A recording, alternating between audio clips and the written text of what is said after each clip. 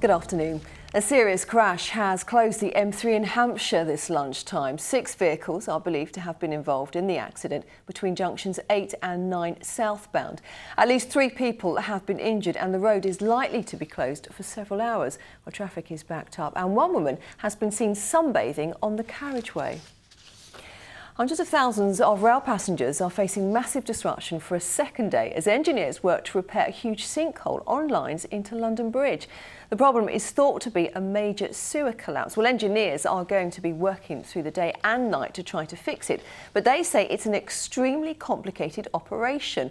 Well, last night passengers were stranded for hours on trains. Many said conditions were so bad they almost fainted. How would you describe tonight? Oh, it's awful. I mean, look at yourself. You're perspiring, everyone's perspiring. It's just a horrible day. It's not what you pay your money for. It cost me nearly 30 quid to get to work today and I have to sit in these conditions. 2 boys, one aged 11, the other 12, have been arrested on suspicion of arson in connection with a fire at a disused chapel in Farnborough. Fire crews were called to Victoria Road Cemetery around 7 o'clock last night. The boys have been released on bail. Hundreds of people gathered last night to release balloons in memory of a teenager killed in a fight in Bournemouth. Jack Gudge, who was 17, was found unconscious on Wimborne Road in Winton early on Saturday. 26 properties have been raided by Thames Valley Police as part of one of its largest ever crackdowns on organised crime. Most of the homes searched were in Bracknell, one in Wokingham and the rest in London. Well, officers have so far arrested 19 people on suspicion of various drugs offences. This has been the most significant policing operation that certainly I've ever been involved in as a police officer, and the biggest one I think anyone in Bracknell will remember.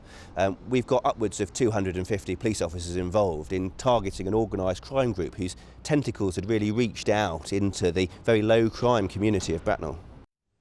Now we've had a first full look at Henry VIII's flagship, the Mary Rose. It was unveiled a couple of hours ago as part of a £5.4 million revamp of the museum in Portsmouth. Well, the Tudor warship was raised from the Solent in 1982 and has undergone 34 years of conservation. Well, with temperatures rising, Simon has the forecast.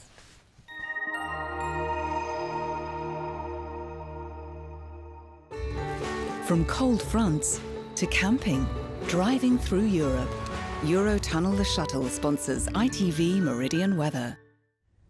Well, we knew it was going to be hot, but this hot, yep, 33, 34, maybe even 35 degrees quite possible this afternoon, and plenty of strong sunshine, high UV levels. If you're going outside, make sure you are protected. Of course, the downside is it's going to be warm and muggy again overnight. Temperatures in some places not really dipping below around 20, 21 degrees. Now, there is a thundery shower risk further north into the country and further west. For us, we're going to miss out, and that means tomorrow is going to be another decent day. Plenty of sunshine. Any cloud will tend to burn away fairly quickly, and we'll see those temperatures shoot up again. Not quite as high as today, but peaking at around 27, 28 degrees, which is still pretty good going for this time of year, although a cooler breeze along the coast.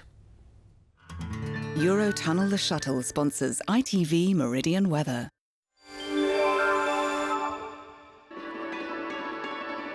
Keeping a close eye on summer.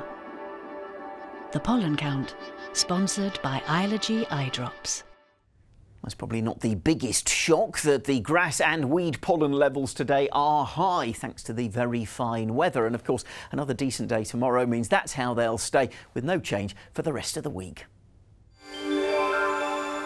And regular weather updates on our website. Well, of course, we'll have lots more for you at 6 o'clock this evening, so I do hope you can join Fred and Sangeeta then. But for now, from the Lunchtime team, have a lovely afternoon. Bye-bye.